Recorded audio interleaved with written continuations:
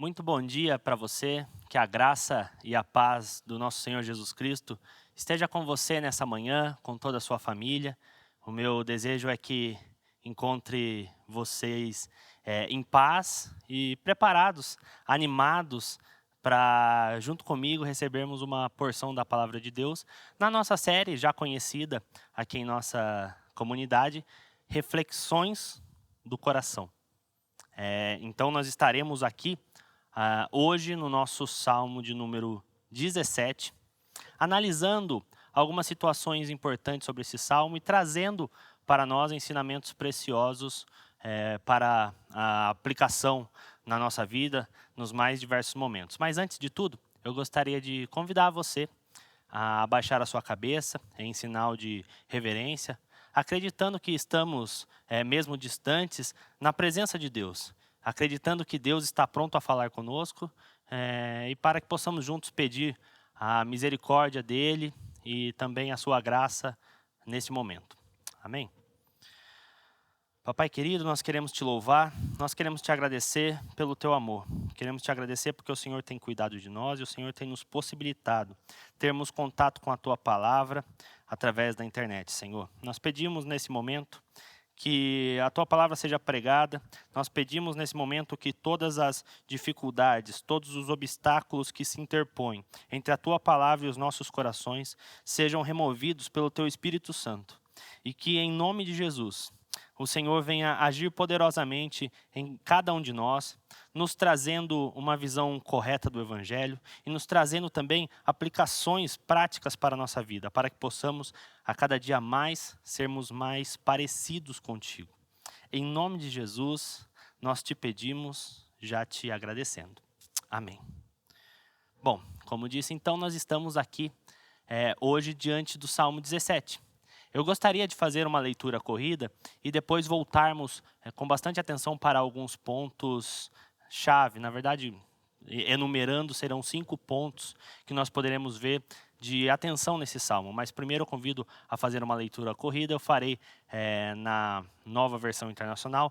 Ela será também projetada para você e você pode acompanhar também na sua Bíblia, se for da sua preferência.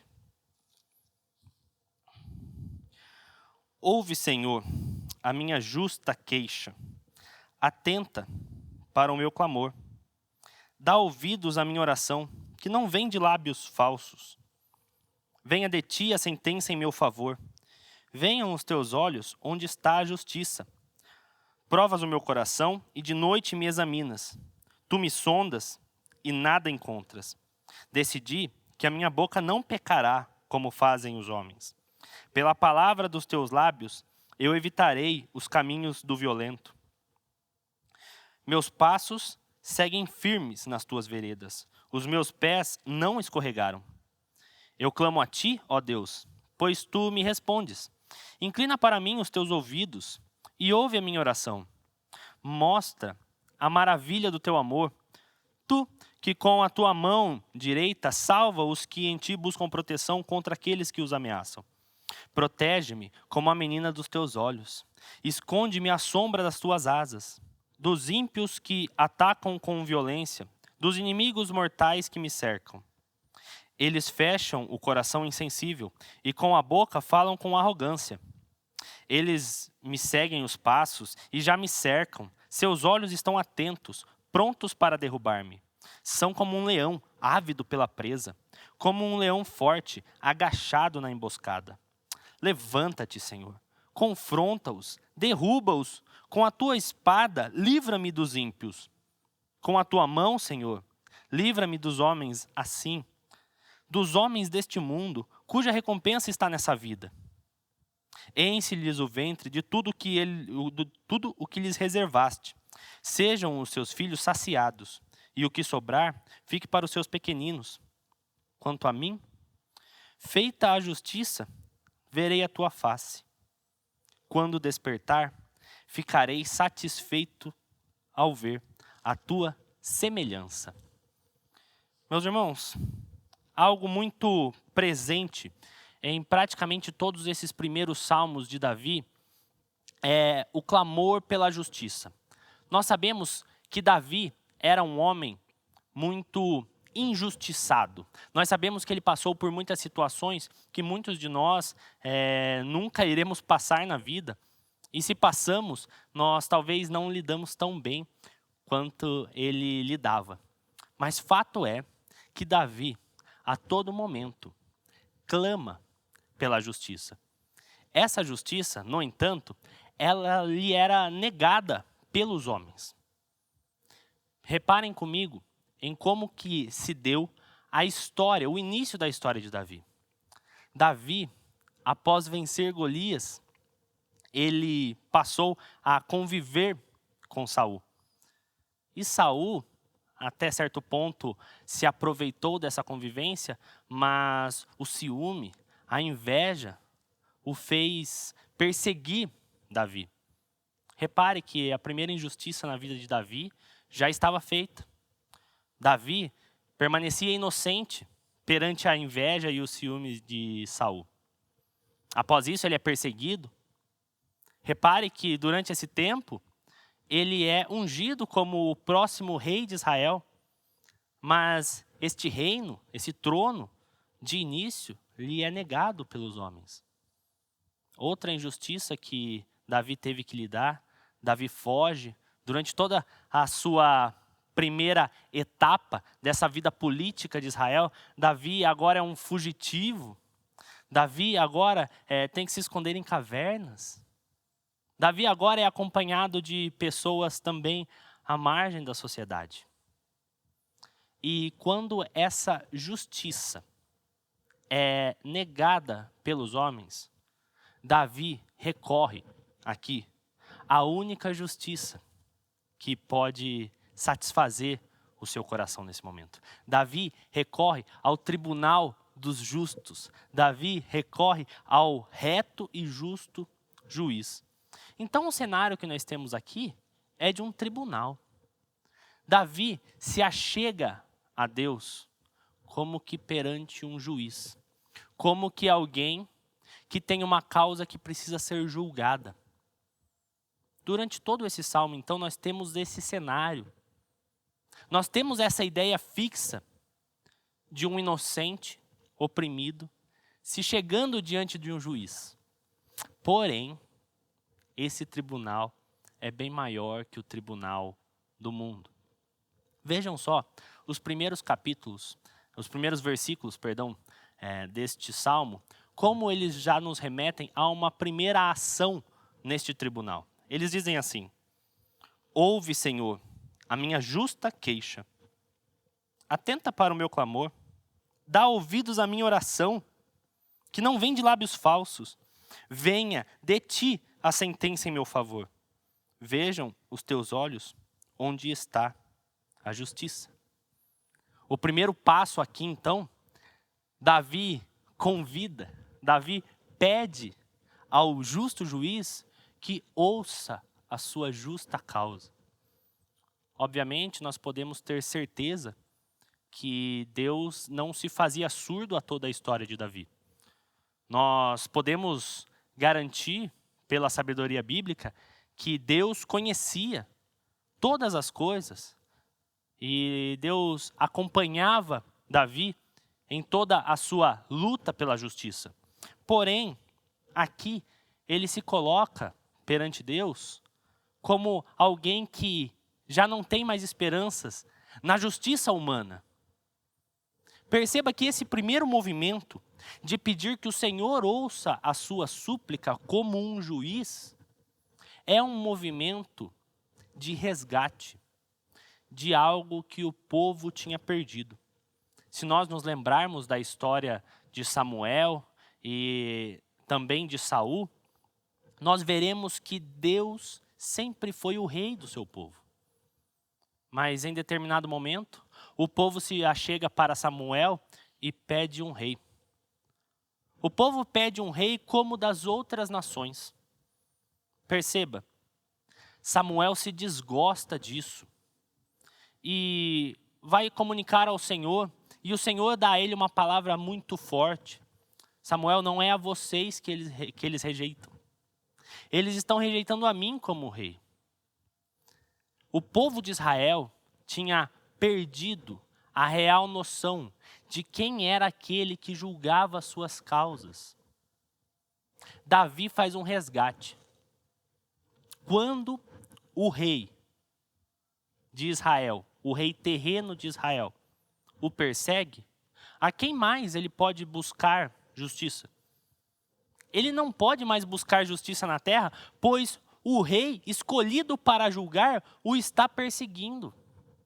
O rei o manda matar. É uma hora perfeita para um resgate de valores. E Davi faz isso não só nesse salmo, mas em vários outros salmos antes e depois desse salmo que nós estamos analisando no dia de hoje. Perceba então, é muito fácil perceber aqui a angústia de Davi ao olhar para as situações da vida e não encontrar saída. Porém, Davi não trata Deus como a sua última saída. E talvez isso seja algo que nós precisamos aprender. Nós precisamos aprender que Jesus não é o nosso plano B. Nós precisamos aprender que a justiça divina não é uma saída alternativa para a justiça da terra. Quantas vezes nós, em nossas conversas diárias e até no nossa própria mente e coração, nós dizemos a nós e aos outros, agora é só Deus, agora é só oração. Perceba como parece que pouco a pouco nós perdemos os valores de que Deus, desde o início, é o juiz do seu povo. Então, Davi, ele começa e continua toda a sua peregrinação em busca por justiça em Deus. Davi nunca procurou a justiça no homem, porque ele sabia que não poderia encontrar. Ele procura justiça aonde ele sabe que encontrará unicamente, completamente e eternamente a justiça divina. Nesse momento das nossas vidas, ou em qualquer outro momento onde você se sente injustiçado, onde você tem procurado justiça? Talvez, se você procurar justiça na lógica, você vai ficar pior. Porque, pela lógica, não era para Davi estar sofrendo. Davi, ele fala, veja, julgue a minha justa causa, eu estou sendo oprimido. Davi se coloca como inocente. E nós também, muitas vezes, nós sofremos e nos pegamos pensando, Senhor, não é justo que eu sofra. O que eu fiz para merecer isso? Se você procurar justiça na razão humana, talvez você vá se frustrar. Se você procurar justiça nas ações humanas, entre outras pessoas que estão com você, provavelmente você também vai se frustrar. Davi tinha sido ungido por Samuel, nada mais justo do que ele ser rei, porque ele não era. Injustiça. Deus já havia abandonado Saul, Deus já havia escolhido Davi. Por que não tomar o trono? Porque a justiça humana muitas vezes falha, mas a justiça divina, Davi nos relembra nessa manhã, ela não falha. Davi busca diretamente contato com esse juiz no tribunal dos justos. E depois de pedir para que esse juiz ouça atentamente a sua justa queixa, ele faz um outro pedido muito interessante. Vamos continuar a leitura. Provas o meu coração, de noite me examinas, tu me sondas e nada encontras. Decidi que a minha boca não pecará, como fazem os homens. Davi, ele faz um novo pedido a esse justo juiz. Prova. Que coisa interessante para se dizer para um juiz. Talvez na nossa legislação atual, um juiz não precisa investigar. Nós temos outros cargos que investigam e trazem a solução ou a conclusão de um inquérito e o juiz apenas analisa todas aquelas provas e dá a sua sentença. Mas é importante lembrar que nesse contexto jurídico, o juiz de Israel, ele precisava investigar, ele precisava analisar, ele precisava ir a fundo para tomar a sua sentença, para dar a sua sentença para as partes. Não existiam alguns cargos de detetives ou advogados dentro do corpo jurídico de Israel. Ele pede diretamente ao juiz: investigue a minha causa. Tu és justo, analise a minha causa. E veja, nada melhor do que pedir àquele que pode sondar os corações para analisar a sua causa. Outras versões traduzem esse texto de uma outra forma. Eles colocam isso como passado. E a versão ficaria mais ou menos como: provaste o meu coração e viste que eu não pequei contra ti. De noite tu me examinastes, dando a entender que o juiz já fez isso ou ele faz continuamente isso. Ambas as versões trazendo para um passado contínuo ou para um presente contínuo também, não são inválidas e não mudam o sentido original do texto. O sentido aqui é claro. Davi está querendo dizer: eu sou inocente e somente o Senhor pode provar isso. Sonda o meu coração. Eu decidi não pecar contra ti. Ele segue aqui dando 3 áreas que esse juiz poderia analisar. Ele sugere aqui algumas atitudes para que o juiz possa tomar partido da sua causa ou se virar contra ele mesmo. Ele fala primeiro do meu coração. Ele fala: tu analisaste no meu coração. Tu sabes a intenção que tenho dentro de mim. Depois disso, ele fala da palavra. Ele fala: eu decidi com os meus lábios não pecar contra ti. E pela tua palavra, eu trilhei o caminho direito. Ele fala: eu trilhei e evitei os caminhos do violento. E após isso, quando ele entra no assunto de caminhos, ele dá talvez uma terceira sugestão para que esse juiz analise e investigue. Veja o meu coração, veja a minha boca, mas veja também os meus caminhos. Meus passos seguem firmes as tuas veredas. Os meus pés não escorregaram.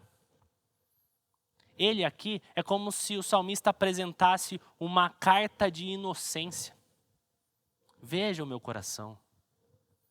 Veja a minha boca, veja o meu caminho.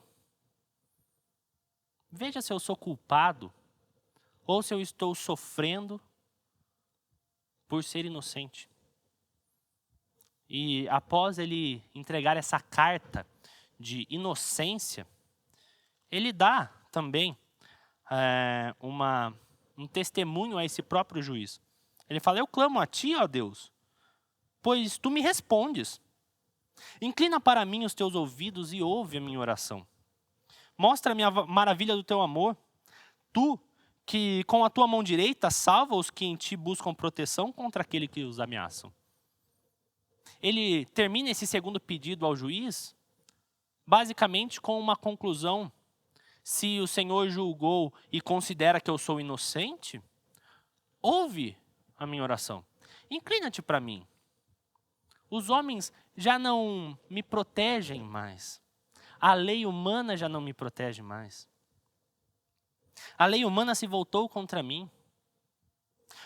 Os juízes da terra já não querem julgar o meu caso.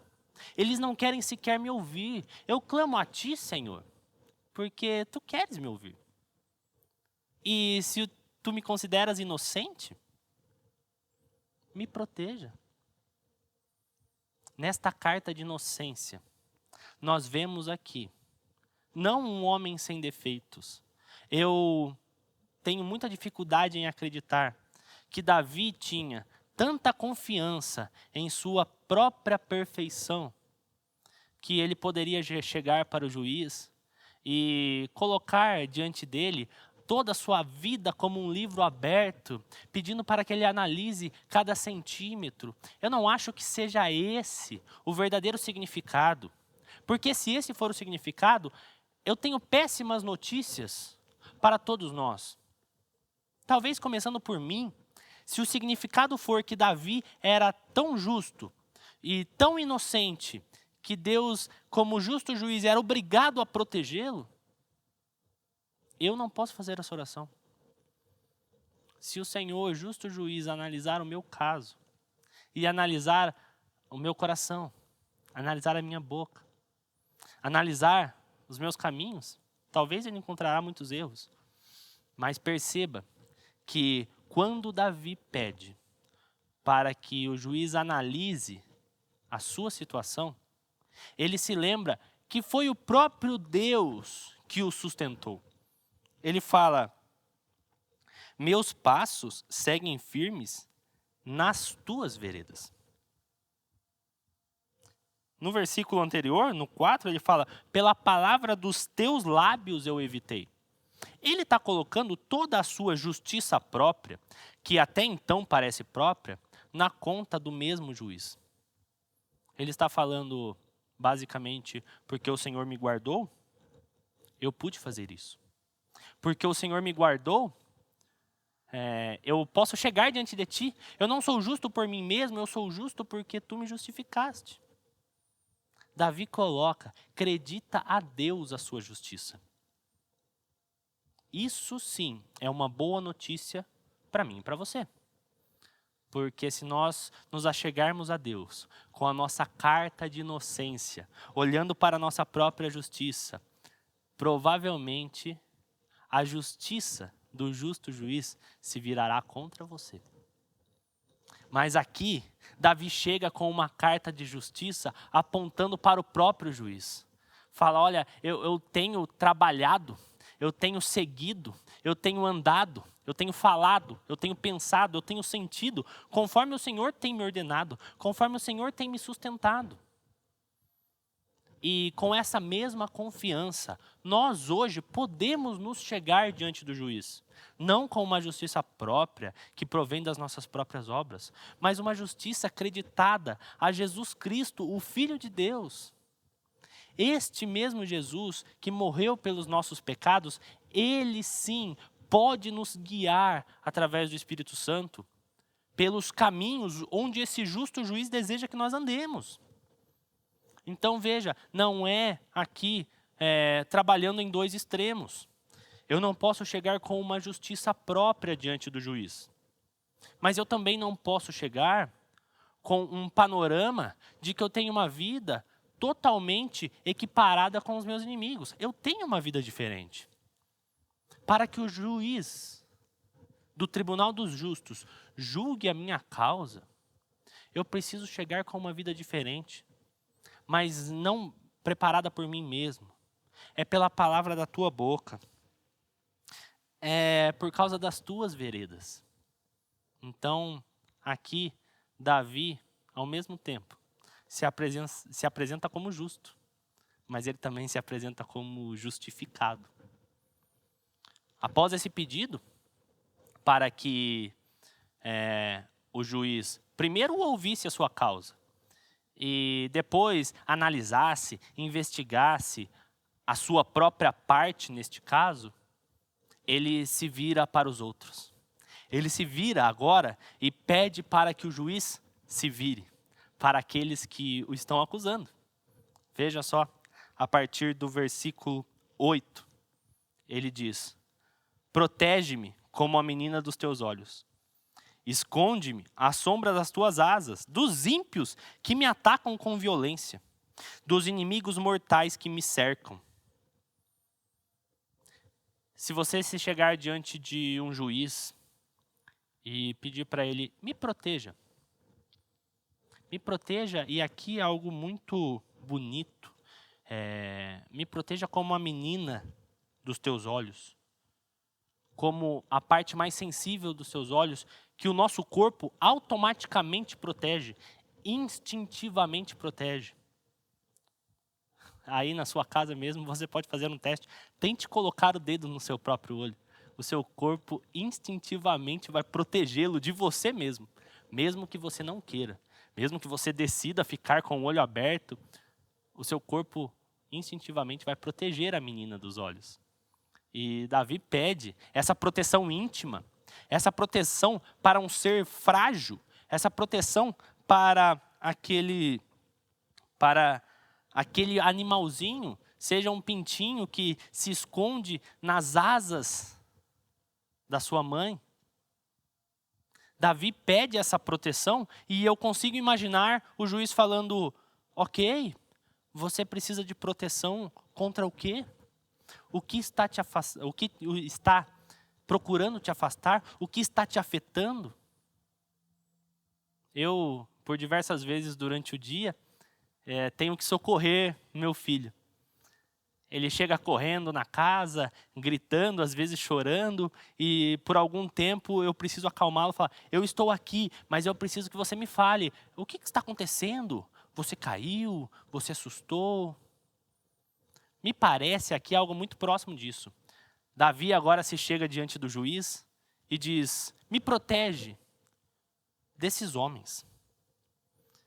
E perceba, da mesma forma que ele aconselhou, se é que podemos dizer assim, sugeriu que o juiz analisasse seu coração, sua boca e seus caminhos, ele dá essa mesma ficha de seus inimigos.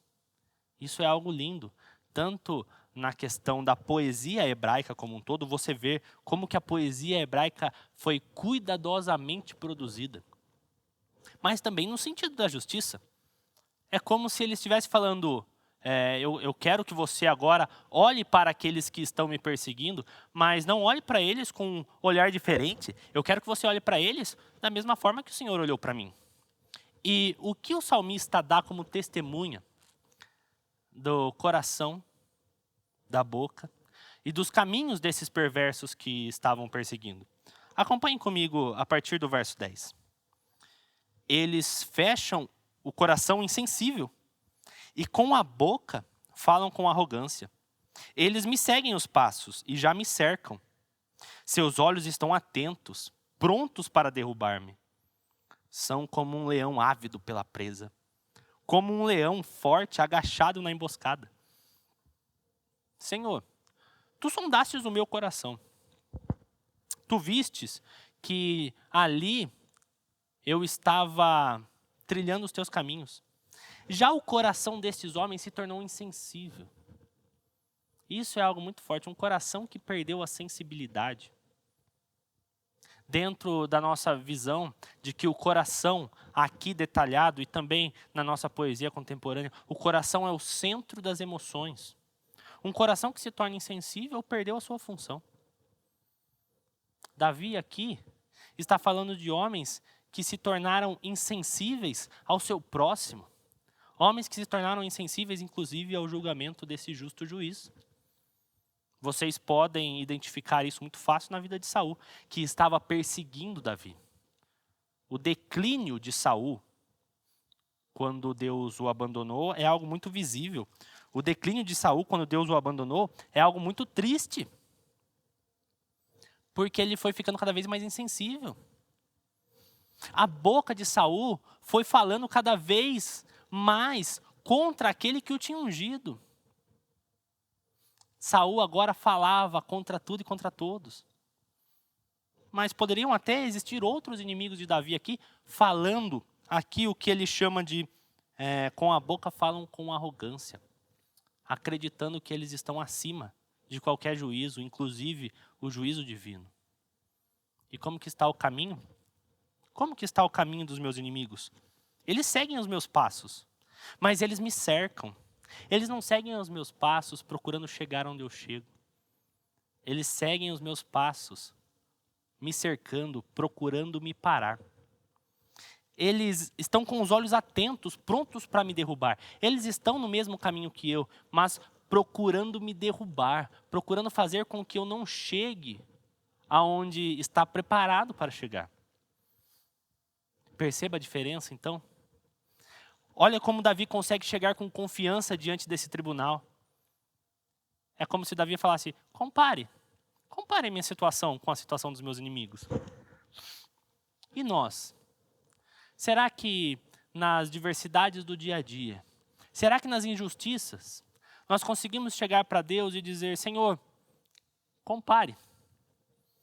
Muitas vezes, como eu já disse, eu mesmo não consigo. Eu mesmo tenho medo de tal comparação.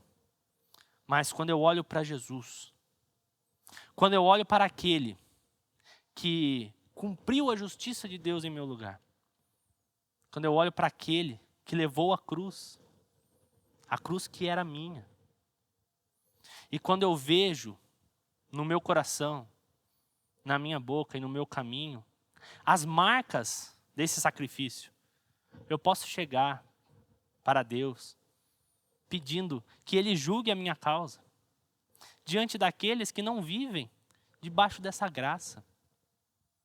Então aqui, novamente, não se fala de obras. Davi aqui não está se colocando como superior aos seus inimigos por justiça própria. Mas Davi está se colocando aqui como justificado por Deus. Como aquele a quem Deus escolheu para imputar justiça mediante a fé. E os inimigos? Os inimigos estão arrogantes. Os inimigos, eles não se submetem a Deus. Então, é algo fácil de se acertar aqui.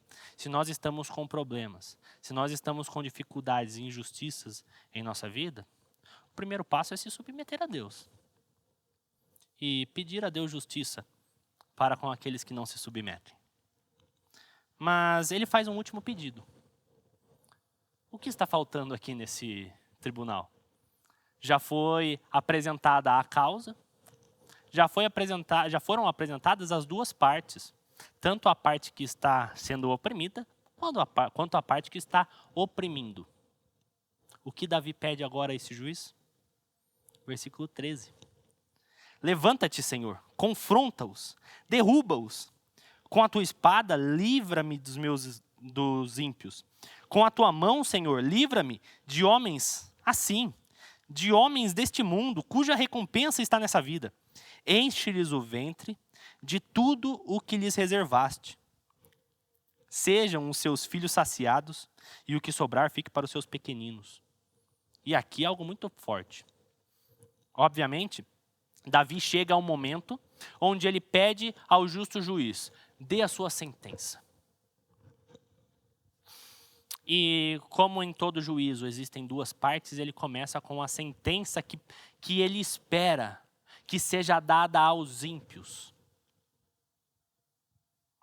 Primeiro, ele pede que Deus se levante e derrube os seus inimigos. Nós sabemos que a soberba precede a ruína. Então, para bocas que falam com arrogância, nada mais justo do que pedir ao justo juiz que se levante e as derrube. O Senhor, ele se opõe aos soberbos, mas ele dá graça aos humildes. Então, o que Davi aqui está pedindo é: interrompa essa arrogância. Senhor, derrube esses inimigos, coloque-os no lugar deles. E logo após essa sentença, ele fala algo talvez um pouco confuso. Nós precisamos até parar para pensar um pouco sobre o que ele pede que Deus faça a esses inimigos. Enche-lhes o ventre de tudo o que lhes reservaste. Sejam os seus filhos saciados, e o que sobrar fique para os seus pequeninos. O que ele está pedindo? O que o Senhor reserva para os arrogantes? O que o Senhor reserva para os ímpios? O que o Senhor reserva para aqueles que perseguem o justo? Coisa boa não é. Davi, ele pede que o Senhor encha o ventre. E o ventre, aqui na cultura judaica, era algo um pouco diferente do que nós concebemos hoje por ventre, mas ventre lida com a questão dos prazeres. Comer é um prazer. Então, o homem que era guiado pelo ventre é o homem que era guiado pelo seu próprio prazer. Então, o que ele está pedindo é que o prazer desses homens se torne no que o Senhor tem reservado para eles. Seja qual for a tua sentença, Senhor, que o Senhor encha-os. E como Davi estava confiante que a sentença de Deus contra os ímpios era uma oposição definitiva. Como Davi tinha confiança de que a sentença dada aos ímpios era uma sentença de ruína, era uma sentença de queda. Davi pede que o Senhor encha eles disso, a ponto de transbordar para seus filhos, a ponto de transbordar, inclusive, para os seus pequeninos. Essa também é uma visão muito normal na cultura jurídica de um judeu. Nós podemos relembrar algumas histórias bíblicas de homens que, ao partirem, seus filhos tiveram que servir escravos para pagar as dívidas. Talvez isso não fosse o preparado por Deus. Porém, aqui, Davi está confiante de que a sentença para os ímpios, é uma justa condenação. E que essa condenação não deixe nenhuma área de fora. Que essa condenação transborde toda a vida desses homens. E como ele finaliza? E o que ele pede agora para a outra parte? Ele finaliza no versículo 15. Quanto a mim, feita a justiça, verei a tua face. Quando despertar, ficarei satisfeito ao ver a tua semelhança. Veja que forma de ser absorvido por Deus no tribunal dos justos.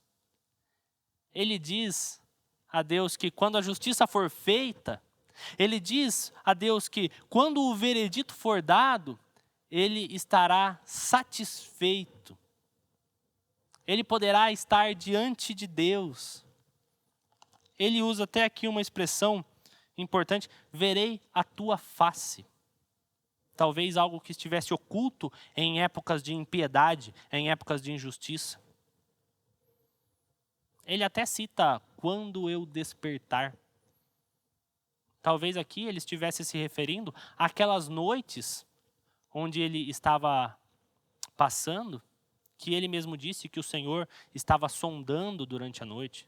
Talvez aqui ele estivesse dizendo que a noite era o período de tribulação, um período de ausência de luz, um período de ausência de vida, e quando viesse a justiça, um novo dia amanheceria e ele poderia despertar. Alguns até olham para esse versículo e linkam ele, levam ele até Jesus. Que Jesus, depois de ter satisfeito a justiça de Deus, despertou na sua ressurreição, e eles levam essa satisfação de Davi para o último dia, para a última ressurreição, quando nós finalmente estaremos totalmente satisfeitos da justiça de Deus, quando todas as coisas estiverem julgadas em seus devidos lugares, quando o ímpio for julgado, quando o justo for ouvido. Então, algumas pessoas olham para o final desse salmo e remetem ao último dia, remetem ao juízo final, porque todo esse salmo está falando sobre juízo. Mas seja uma satisfação momentânea, seja uma satisfação terrena, seja a satisfação eterna quando Jesus julgar todas as coisas, nós podemos ter certeza de que a justiça será feita. Nós podemos ter certeza de que estaremos satisfeitos com Deus, mesmo diante de tantas adversidades que passamos no dia a dia. Qual é a nossa esperança? Por que o cristão consegue passar por tanta injustiça, por tanta impiedade? Por que Davi, tantos outros homens, e aí eu posso incluir até eu e você, por que nós, quando passamos por injustiças, nós não perdemos o controle?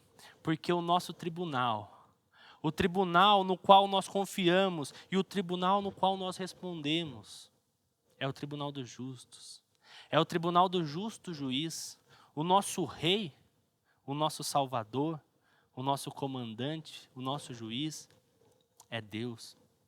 E nós temos certeza, pela fé, que quando nós colocamos diante dele todas as coisas, tudo é resolvido. E se não é resolvido aqui nessa terra, nós temos a plena certeza de como é dito em nossa comunidade, quando nossos olhos se fecharem para a história, eles se abrirão para a eternidade. E lá sim estaremos satisfeitos de toda a justiça. Quando despertarmos para a eternidade, nós estaremos satisfeitos de toda a justiça e poderemos estar diante da face do nosso justo juiz. Isso é um consolo imenso para momentos como esse que nós passamos, onde parece que as coisas não dão certo, onde parece que todo o nosso justo trabalho e o nosso justo caminhar não é recompensado, onde parece que fazer a coisa errada é o que te leva a ser beneficiado e fazer a coisa certa é o que te leva a ser julgado e condenado. Esse é o nosso consolo, de que existe um justo juiz que há de julgar nossa causa. E é para ele que nós dirigimos toda a nossa fé, toda a nossa confiança, nossas súplicas e nossas orações, assim como fez o salmista. Abaixe sua cabeça, eu quero orar pela sua vida. Pai querido, nós estivemos nessa manhã aqui diante da Tua Palavra. Tua Palavra nos ensinou, nos relembrou, e o nosso desejo é que grave em nossos corações, de que Tu és um juiz justo. E, Senhor, nós queremos colocar nossa confiança nisso, de que Tu és um juiz justo e um dia, quando o Senhor se levantar, toda impiedade, toda injustiça será julgada. E nós estaremos satisfeitos diante de Ti. Senhor, enquanto todas essas coisas não caminham para este maravilhoso final, nós Te pedimos que o Senhor nos encha de graça. Nós Te pedimos que o Senhor nos encha de misericórdia. Nós Te pedimos que o Teu Espírito Santo console o nosso coração para que possamos suportar as injustiças desse mundo, Senhor. E que, em nome do Teu Filho Jesus Cristo, nós possamos finalmente chegar ao dia onde o Senhor se levantará como juiz, julgará a terra e satisfará totalmente, completamente e eternamente a justiça. Senhor, é no Teu nome que nós pedimos, é no Teu nome que nós Te agradecemos e é no Teu nome que nós lhe rogamos. Fica conosco e julgue a nossa causa, em nome e por amor de Jesus Cristo. Amém.